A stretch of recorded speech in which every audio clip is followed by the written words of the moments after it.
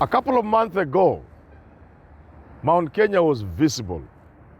The snow was quite clear from very far. It was a spectacular view. In fact, Kenyans in their typical style said they could see Mount Kenya from Westlands. Those are Kenyans for you. But the fact is, it was visible from very far and very beautiful. That got me thinking.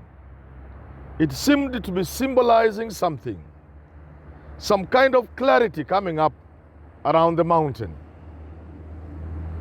And indeed, this week, we have had two major activities from Kikuyu or Mount Kenya leadership. The first one was of leaders, many elected leaders, political leaders, meeting in a hotel. Although they did not say much, we could already guess what they were talking about.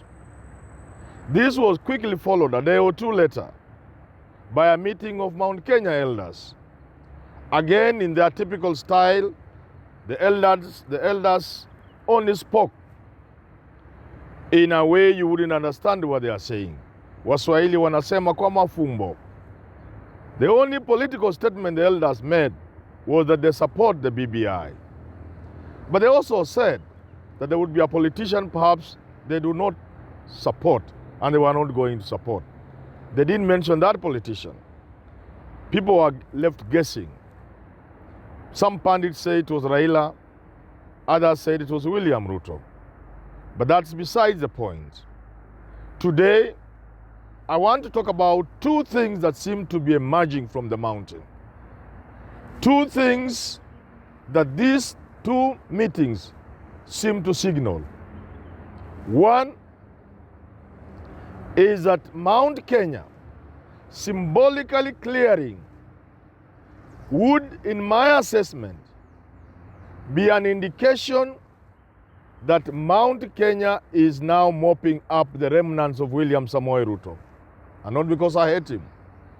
That Mount Kenya is finishing the job of ensuring that the entire leadership of the Mount is no longer with William Samoei Ruto. Anybody keen would have observed that about a year or 2 years ago, the entire Mount Kenya leadership from business leadership to political leadership, community leadership, including the church leadership. One would recall the bishop who openly said stuff about William Samoei Ruto in a church function at a time Uhuru was really hitting at those people who are campaigning for 2022. This bishop came out clearly in support of William Samoei Ruto.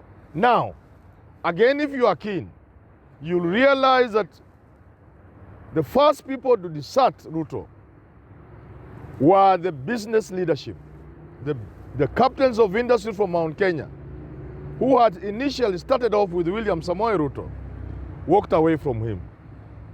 This was followed by other types of leadership, including church leadership. And then the devolved leadership, all the governors from Mount Kenya, then joined Anne Waiguru and Kiraitu Murungi, and they are all family with the handshake. That left Ruto with elected leaders, parliamentary leadership.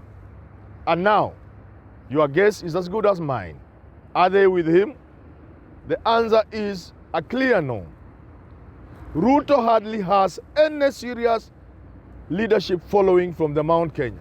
So this series of meetings, these activities, including the night meetings that William Ruto alluded to, are meant to ensure that whatever was left, the Matigaris, whatever was left of William Samoei Ruto in the mountain, in form of leadership, so that if you look around, all the MPs who are supporting Ruto have either crossed, like Kate, Morogoro, or are in the process of doing it, or are quiet, knowing what could befall them, or are nominally supporting William Ruto.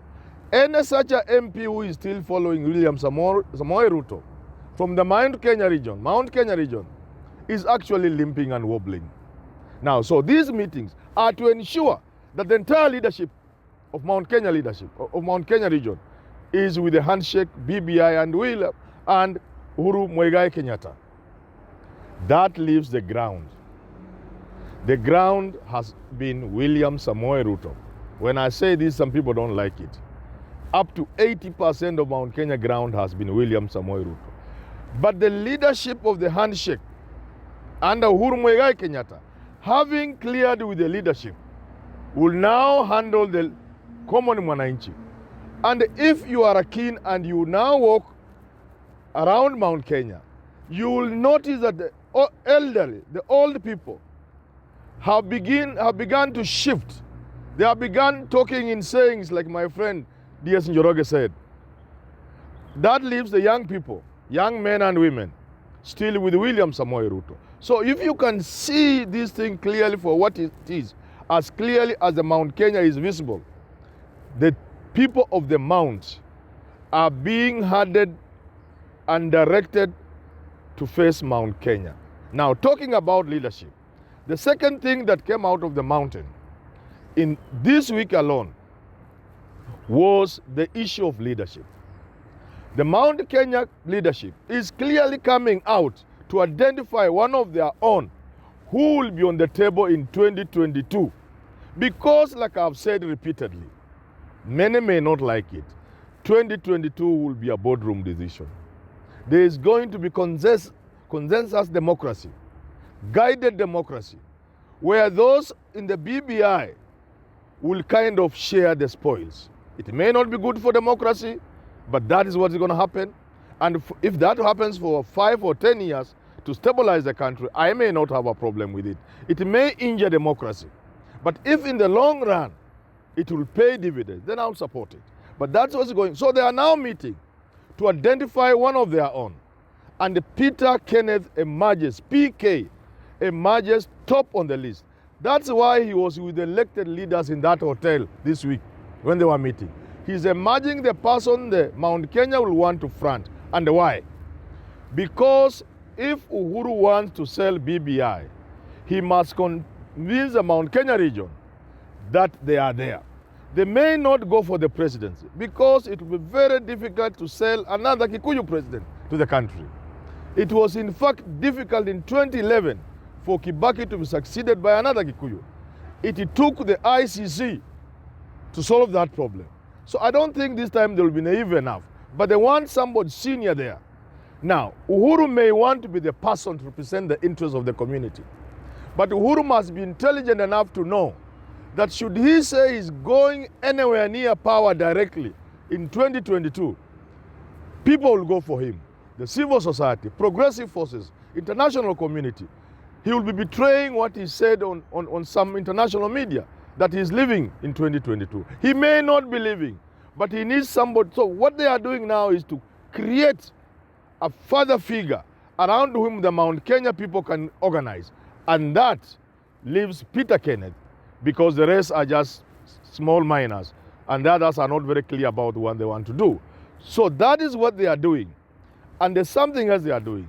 In so doing, they want to sell chicken in the manner in which you buy chicken on the roadside if you are driving. When you stop where those chicken sellers are, they rush to you with chicken. But you will notice one thing. They never come with one. It is a package of 3 or 4 tied together. The legs are tied together. Now, when you hold them, if you are a Luya and you must see the weight, well, the weight is good. The chicken, 2, 3 or 4, nice, good weight, nice looking. Then you go home after you buy. When you buy them and go home, there is one you'll throw away. It is so bad, has completely no weight. It was almost next to dying. It has been on the road for a long time until it has lost all weight, or it is not healthy. That is what the Mount Kenya people are doing. They may intend to sell Raila Amolo Odinga, but for some reason, the people of the mountain have been made to hate Raila Odinga. For that reason, they want to create a package. In this package, they will have Peter Kenneth Uhuru in the background, and in that package they will then put in somebody Raila Odinga. That may work. And all this is going on right before our own eyes.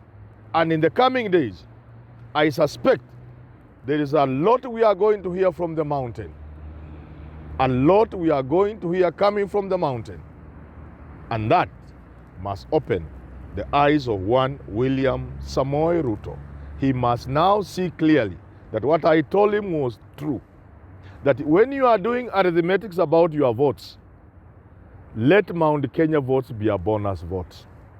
If you are doing it and making Mt.Kenya a major component, a major figure in your arithmetics for 2022, William Samoei Ruto, you will have gotten it wrong, because you can see now, unfolding before your own eyes, the mountain is slipping away from you.